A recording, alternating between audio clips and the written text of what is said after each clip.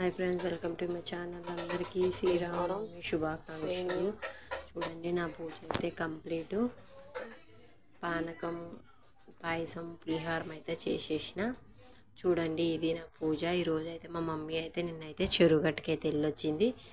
మా చెల్లె వాళ్ళ కోసం, మా పాప కోసం, నా కోసం అయితే బ్యాంగిల్స్ అయితే తెచ్చింది. చూడండి ఫ్రెండ్స్, మా మమ్మీ ఎక్కడ దేవుడి కాడికి వెళ్ళినా మెయిన్ బ్యాంగిల్స్ తెస్తుంది.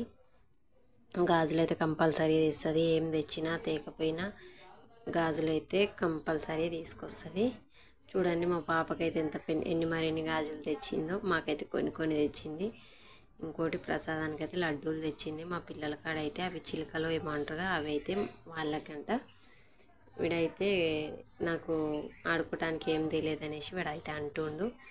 గుడికి అయితే వచ్చేసిన ఫ్రెండ్స్. చూడండి, అందరూ ఇక్కడైతే రాముల వారిని మండపానికి అయితే తీసుకెళ్తుర్రు.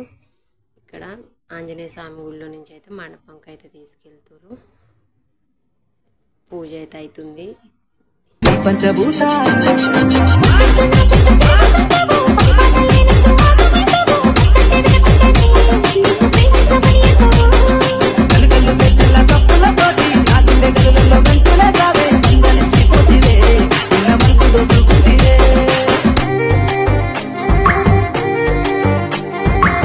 ఇక్కడ మా పాప ఏంది అలా వేసుకుంది అనుకుంటురా. ఇదైతే మేడం వాళ్ళు అయితే ఇట్లా పాపని ఈరోజైతే పూజ ఉందంట. ఇట్లా ఆడపిల్లలందరినీ అయితే ఇట్లా చేస్తారు.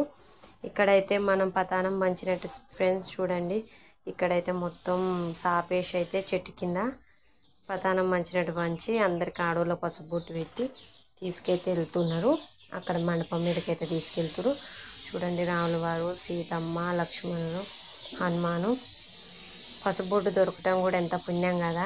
నేనైతే టయానికి అయితే వెళ్ళిన పసుబొట్టు తీసుకొని అయితే పనికి అయితే వెళ్ళిపోయినా. బాయ్ ఫ్లై. ఈరోజు వంట ఏం చేసిర్రు అంటారా? గంగవాయల పప్పు, ఇక్కడైతే వైట్ రైస్, ఇక్కడైతే పులిహోరం, ఖాళీ చేసి తల్ల పెట్టిన సేమ్యా. ఈ బాక్స్